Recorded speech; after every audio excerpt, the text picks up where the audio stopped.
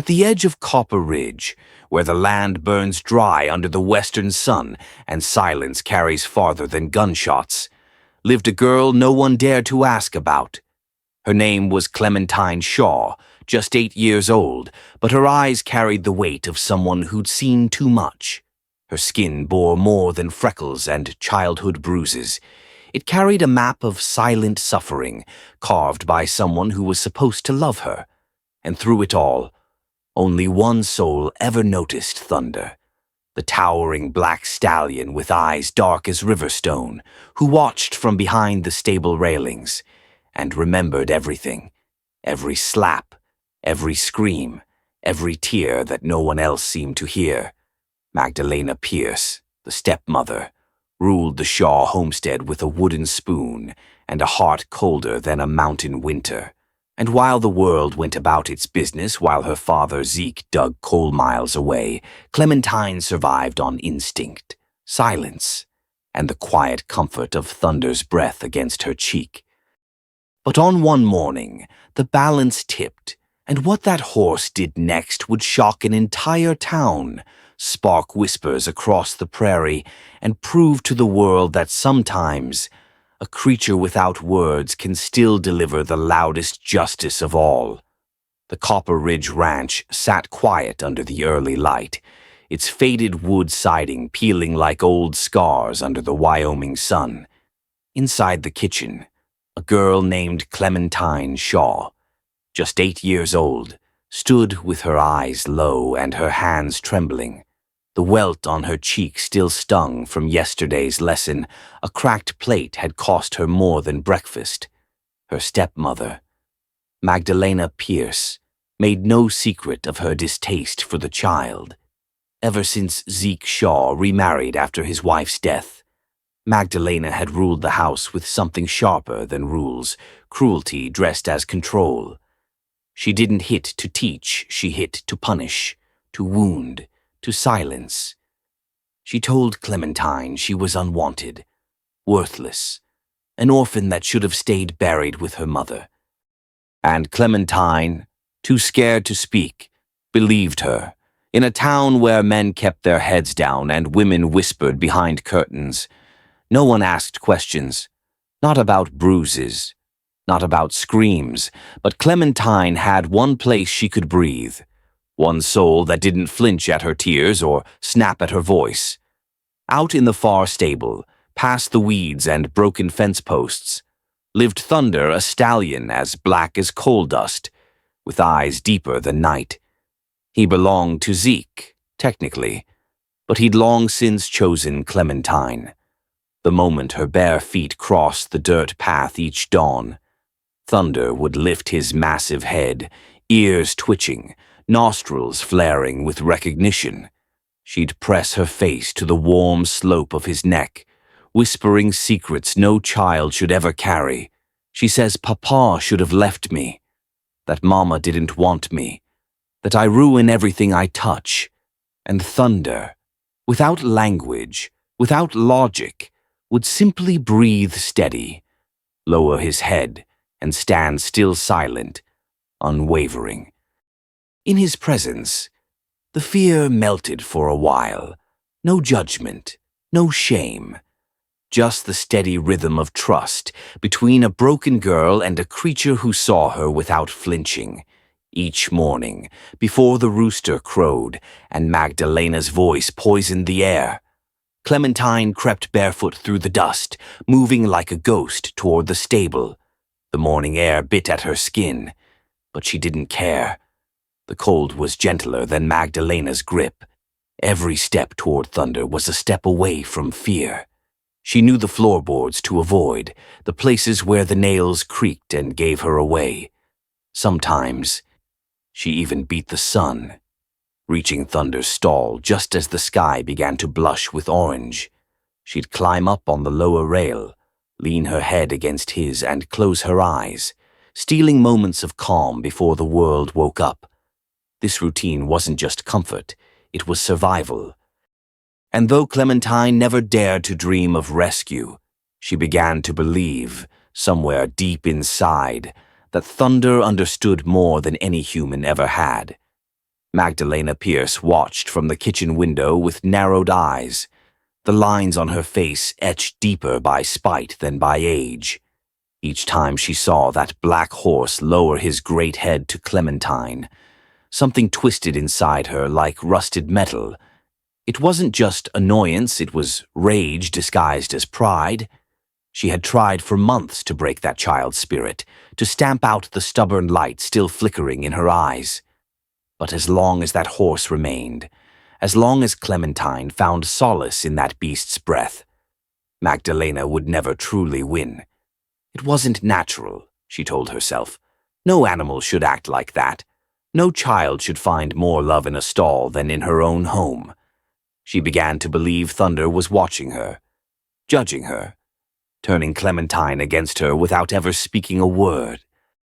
And that kind of loyalty between a girl and a dumb animal made Magdalena furious in a way even she couldn't explain. Far beneath the canyon's edge, Zeke Shaw worked double shifts in the copper mines, swinging his pick and trusting that everything back home was under control. He wasn't a cruel man, just a tired one, worn down by years of loss and labor. When his first wife died, the light in him dimmed, and Magdalena entered like a shadow slipping through an open door. She cooked, cleaned, spoke sweetly, and filled the silence with order. To Zeke, that was enough. He never saw the way Clementine flinched when Magdalena entered a room, never noticed the way the child's arms always seemed to be hiding something. By the time he kissed his daughter goodbye each morning, she had already learned to smile on command, and as the mines swallowed him each day, so did his blind faith. He didn't know because he didn't look, but Thunder looked. Thunder watched. From the moment Clementine first collapsed against his side and trembled beneath his mane, something ancient stirred within the stallion. Each day, as she returned with new bruises and fresh tears, he began to connect the patterns. Her pain always followed the voice of the woman in the house. The footsteps, the snapping of wood, the tremble in her fingers as she stroked his muzzle. Thunder had seen storms, snakes, even mountain cats in the wild, but never had he seen anything so cruel and calculated as that woman's gaze. He didn't understand human speech, but he knew rhythm. And the rhythm of Clementine's suffering was constant, rising and falling with Magdalena's temper. The stallion didn't just remember, he absorbed. He became the quiet sentinel of the girl's life. Every flick of his ears and twitch of his tail, not just instinct, but observation. The Shaw homestead stood 3 miles from the nearest fence line, 5 from the road, and a lifetime from help. The nearest neighbors were wind and dust, and even the sheriff's visits were more rumor than routine. Summer lay over the land like a thick blanket, hot, dry, and buzzing with locusts. The silence out here was a heavy thing, stretched thin between barn walls and long shadows, but beneath that quiet, tension curled like smoke under the floorboards. The house looked ordinary from the outside wooden porch, rusted pump, windows cracked with age, but inside lived a war no one saw. And in the middle of it stood a child too small to fight and a horse too proud to flee. In Copper Ridge, folks believed in 3 things: keep your head down, your mouth shut, and your horses fed. What they didn't believe, what they wouldn't imagine, was that a 4-legged creature could be the only witness to a crime the whole town had ignored. The kitchen reeked of burnt eggs and bitterness. Clementine stood on her toes, struggling to reach the iron skillet on the stove, her small hands trembling under the weight of fear rather than the pan. The plate slipped barely a corner of the egg, sliding toward the edge. But that was all Magdalena needed. The woman's voice cut like barbed wire. Lazy. Just like your dead mother, she hissed. And the next second, the wooden spoon cracked across Clementine's knuckles with a sound that would echo in her bones for days. Clementine flinched but didn't cry. She'd learned that tears only gave Magdalena something else to beat. But this time, the stepmother's cruelty didn't stop at words or welts. You know what she spat, turning toward the door. That horse of yours has been giving me looks like he's better than me. Maybe he needs to learn his place, too. The way she said it sent a jolt through the child's heart. Magdalena had found a new target, not just to punish Clementine, but to destroy the one creature that made her feel loved. Thunder. Magdalena stepped onto the porch, sunlight glinting off the heavy leather strap clenched in her hand. The same one she'd used on Clementine when the spoon didn't leave enough damage. She crossed the yard with purpose, rage in every stride, her shadow long and sharp against the dust. Thunder stood by the stable fence, his ears twitching, muscles tense, eyes locked on the woman as if reading her thoughts. Clementine followed, barefoot and breathless, begging. Please, he didn't do anything. But her voice was lost in the rising wind. Magdalena raised the strap high, aiming not to discipline, but to wound, to punish the horse simply for being loved. And then, everything changed. With a blur of motion too fast for a woman like her to predict, Thunder's massive head swung sideways, his powerful jaws clamped down on the strap midair, ripping it from her grip with a force that stunned her to a halt. The leather went flying, landing in the dirt behind her. For a moment, the only sound was the ragged pace of Magdalena's breathing. Then Thunder took a step forward, deliberate, dominant, and unmistakably protective as he positioned himself between the girl and the threat. Magdalena spotted Boone dismounting and instantly changed face. Her voice morphed from venom to sugar as she called out, "Sheriff, thank heavens you're here. This beast just attacked me for no reason." She held out her arms dramatically, forgetting for a moment that they were empty. The strap was lying in the dirt behind her, torn from her hands by the very animal she was accusing. But Boone had already seen it, and more than that. He had seen the bruises trailing down Clementine's forearms like blue fingerprints. He saw the way the child flinched at her stepmother's voice, yet moved closer to the horse as if Thunder were the only safe place on earth. And Boone saw Thunder not panicked, not enraged, just still, watching, standing over the child like a statue of protection. That kind of calm didn't come from madness. It came from purpose. And the sheriff, 20 years in the saddle, knew purpose when he saw it. Boone took off his hat and stepped slowly toward the girl, his boots crunching against dry gravel. He crouched down, eyes level with hers, and spoke gently.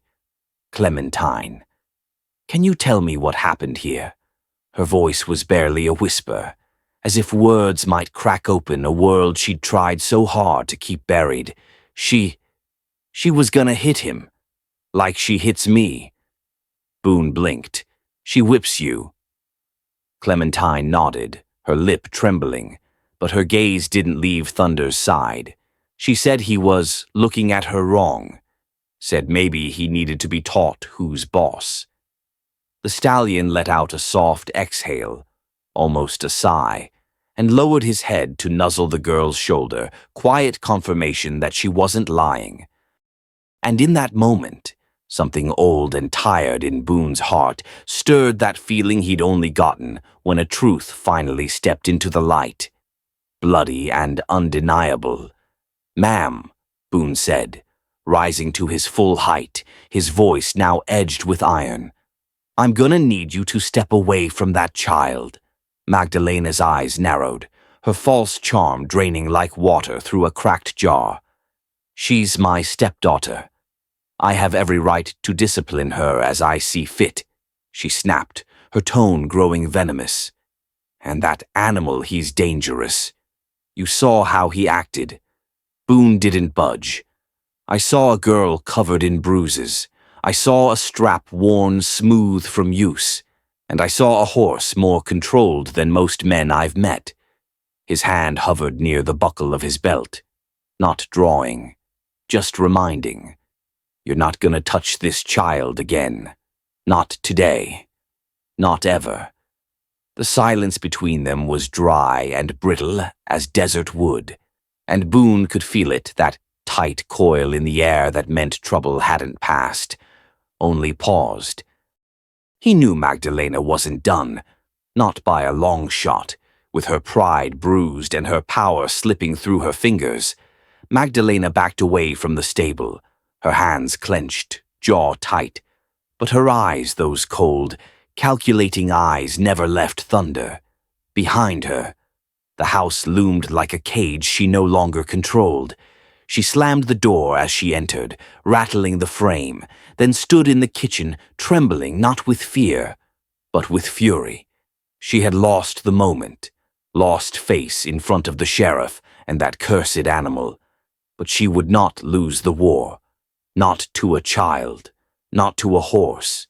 In her mind, revenge bloomed like a thorn bush, poisonous, patient.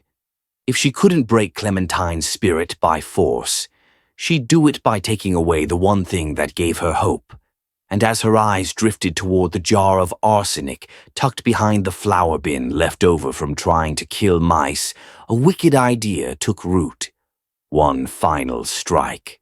Quiet, fatal, and this time, there'd be no sheriff watching.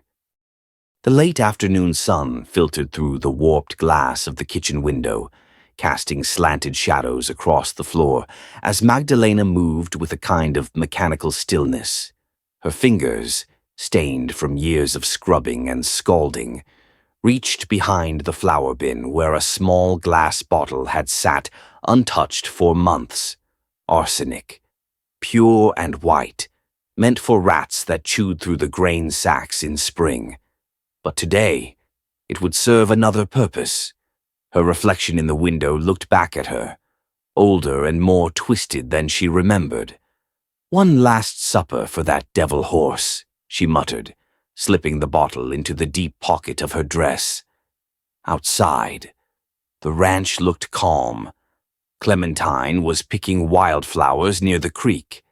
Sheriff Boone had returned to his report, seated by the well with a pen in hand and a scowl on his face. No one noticed Magdalena slip out the back door. No one heard the way her boots moved without rhythm, too quiet for a woman with nothing to hide. Out in the paddock, Thunder stood near the fence, tail swishing lazily, head lowered as if dozing. But inside him, every sense was alert, each breath pulled in more than oxygen. It pulled in intention. A scent drifted toward him on the breeze, unfamiliar yet sharp chemical, bitter, wrong. His ears pricked forward, his nostrils flared. And though he didn't understand what arsenic was, he knew it didn't belong in the world of hay and oats. He lifted his head, dark eyes scanning the yard until he saw her Magdalena. She was walking toward his feed bucket, her movements stiff and secretive, like a predator mimicking calm. Thunder didn't move. Not yet. He simply watched, the way he'd watched every slap, every scream, every bruise. But this time, the danger wasn't just to Clementine. This time, he was the target, and if he fell, the girl would be alone in a world without mercy. Magdalena knelt beside the feed bucket, uncorking the bottle with a pop too soft for distant ears to catch. The white powder shimmered in the light, like snow fallen on a battlefield. Her hand trembled not with guilt, but with anticipation. It would be quick, quiet, and no one would suspect her. Thunder's death would be blamed on heat, bad grain, or nature's whim. She tilted the bottle, ready to pour, but behind her, the earth shifted. A shadow moved. She didn't notice the stallion's hooves padding over the dirt with the silence of a hunting cat. Didn't hear the breath growing closer. Didn't feel the pressure in the air changing around her like a storm tightening its grip. Thunder's head lowered, nostrils wide, his eyes locked on the woman who had stalked his girl for too long. His muscles tensed, his hooves planted like anchors. He didn't snort, didn't stomp. He stalked.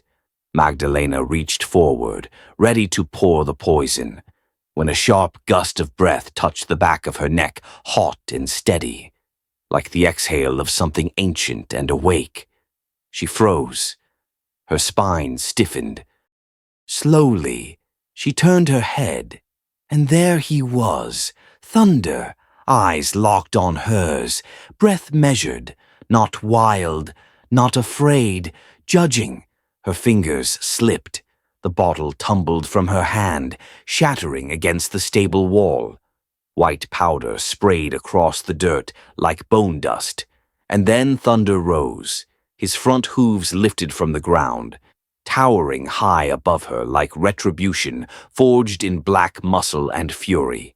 His scream raw, primal, unlike anything Magdalena had ever heard, ripped through the air like a war cry. His hooves came down just inches from her skull, cracking the floorboards and spraying dirt into her eyes. She screamed, crawling backward, choking on dust and terror. But Thunder didn't strike again. Not yet. He stood over her, not to kill, but to make her feel what she had never allowed herself to feel before prey. From across the yard, Sheriff Boone heard the stallion's scream echo like thunder across the valley. He dropped his pen mid-sentence, his pulse kicking up as instinct took over. Something was wrong, terribly wrong. Within seconds, he was running, revolver at his hip, dust rising around his boots. As he rounded the barn's corner, the sight before him stole his breath. Magdalena lay on the ground, her dress torn, hands scraped, eyes wild with terror. Thunder stood over her like a dark monument, his hooves inches from the shattered remains of a glass bottle. The reek of poison clung to the air, unmistakable and vile. And Boone understood. She hadn't just tried to hurt the horse, she had tried to kill him. His jaw tightened. The law was slow, justice rarely clean. But what he saw now needed no jury, just a hand steady enough to act before it was too late.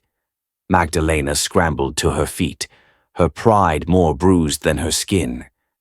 Her eyes darted toward the house, toward the open kitchen window, and just inside, mounted above the doorframe, hung Zeke's old hunting rifle. She bolted, lungs burning, dress dragging in the dirt.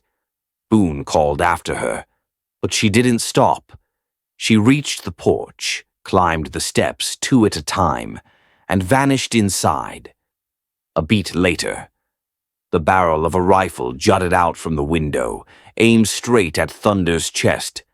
"I'll end this now," she shrieked, voice broken by rage and humiliation. Her finger tensed on the trigger, her aim shaking, but real. Thunder didn't move. He didn't flinch. He simply stared, daring her. Time slowed. Dust hung suspended in the air. The sun caught the glint of steel. And then, boom! Boone's revolver thundered once.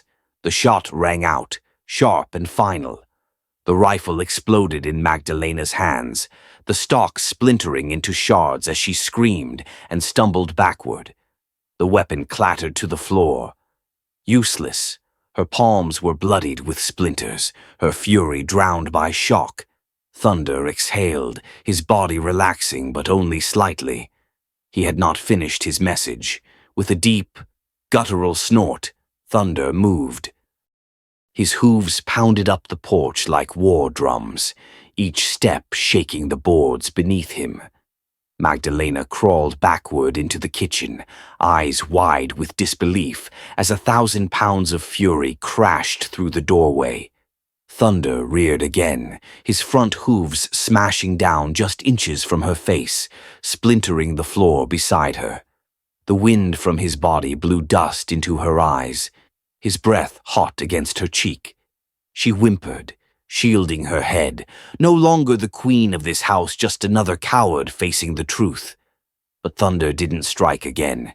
He simply stood there, chest heaving, towering over her with ancient eyes that saw too much. As if to say, "Now you know what it feels like to be powerless." Through the open door, Clementine ran, tears streaking her dust-covered cheeks, not from fear, but from something deeper, relief. She reached the kitchen and threw her arms around Thunder's neck, burying her face in his mane. The stallion lowered his head, his breath slowing, his rage melting into the girl's embrace. Boone stepped inside behind them, revolver still drawn, but lowering slowly. "Easy now," he murmured. "It's over." But it wasn't just over. Something profound had happened here, a girl saved not by law, but by loyalty, a creature who chose justice over instinct, and a house where fear had reigned, finally stripped of its power. Sheriff Boone holstered his revolver and stepped forward, boots creaking against the ruined floorboards. Magdalena remained slumped beneath the shattered window, her breath ragged, hands trembling with cuts and shame. Boone looked down at her, not with anger, but with the kind of steady authority that left no room for argument. "Magdalena Pierce, you're under arrest," he said, voice flat as dry thunder, "for child abuse and attempted animal cruelty. You have the right to remain silent, and for once in your life, I suggest you use it." He pulled the iron cuffs from his belt and snapped them over her wrists with a finality that echoed louder than any gunshot. There were no protests now, no sweet words, just the sound of chains against skin and justice locking its jaw around a predator who had finally gone too far. Just as Boone stepped onto the porch with Magdalena in cuffs, Zeke Shaw's horse appeared on the horizon, hooves dragging from exhaustion after a long day in the mines. He dismounted, face streaked with coal dust, expression weary. But when he saw the sheriff leading his wife in chains and then saw Clementine, arms wrapped around Thunder, her face stained with tears, everything stopped. Boone approached him slowly. "Zeke," he said, voice low, "we need to talk." And talk they did, not with shouts or slaps, but with quiet, devastating truth. Boone told him what he'd seen, what he'd heard, what he'd documented, every bruise, every scream. Every moment Zeke had missed while working beneath the earth, thinking his little girl was safe. Zeke staggered toward his daughter, disbelief and guilt twisting his features. Clementine turned slowly, her lip trembling not from fear, but from uncertainty. Would he believe her? Would he love her? "Baby girl," he whispered, falling to his knees before her. "I'm so sorry. I never knew. I never saw." She stepped forward, cautiously, and pressed her arms around his neck. And then she said the words that would haunt him longer than any mind collapse ever could. "Thunder saved me. Papa, he's been saving me all along." Zeke looked up at the massive black stallion, and for a long moment, man and horse stared at one another in silence. Then, with slow reverence, Zeke reached out and Thunder allowed it, a single hand on his neck, a silent pact between father and protector. Thunder had never let Zeke too close before. The horse had kept his distance, respectful but guarded until now. As Zeke's weathered palm pressed against the sleek, midnight fur, the stallion didn't flinch. He simply stood there, eyes half-lidded, breath steady, as if saying, "You were blind, but now you see." Zeke choked back the lump in his throat. "I owe you more than I can ever repay," he whispered. Thunder gave a soft, low nicker in response.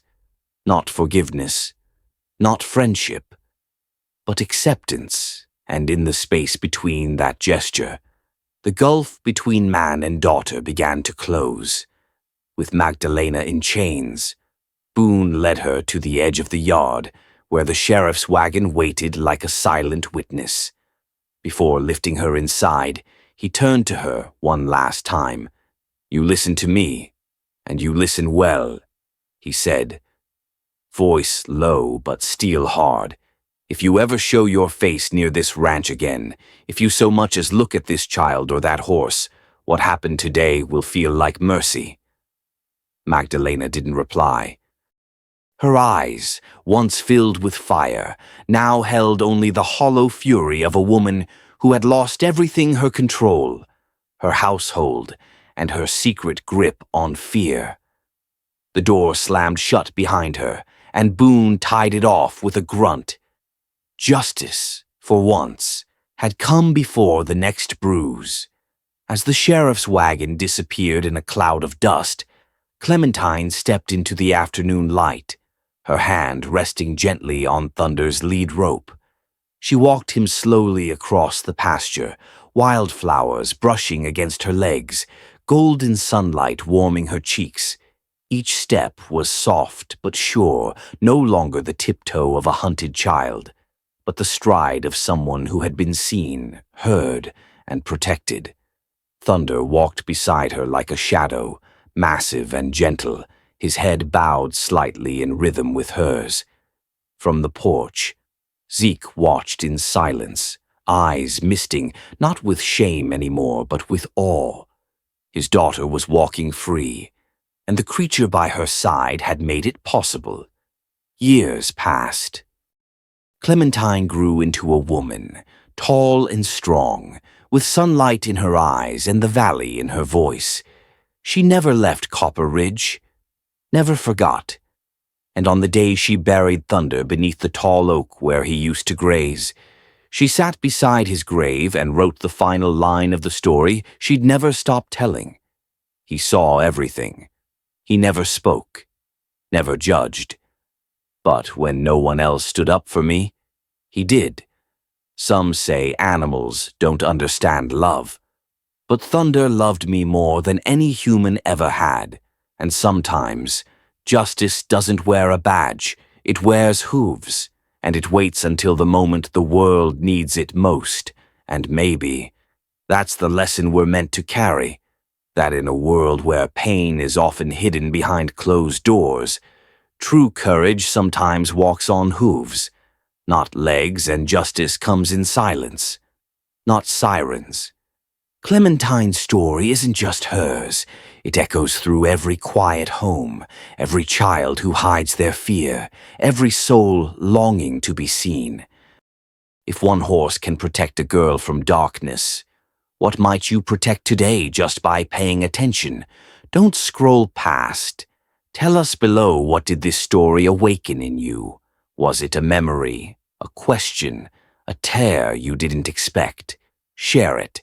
And if it moved you even a little, save this video. So the next time someone needs hope, they'll have Thunder's story too. Subscribe now to join us as we uncover more powerful stories that speak truth, heal wounds, and remind us all that silence is never the end. Sometimes it's where the fight for love truly begins.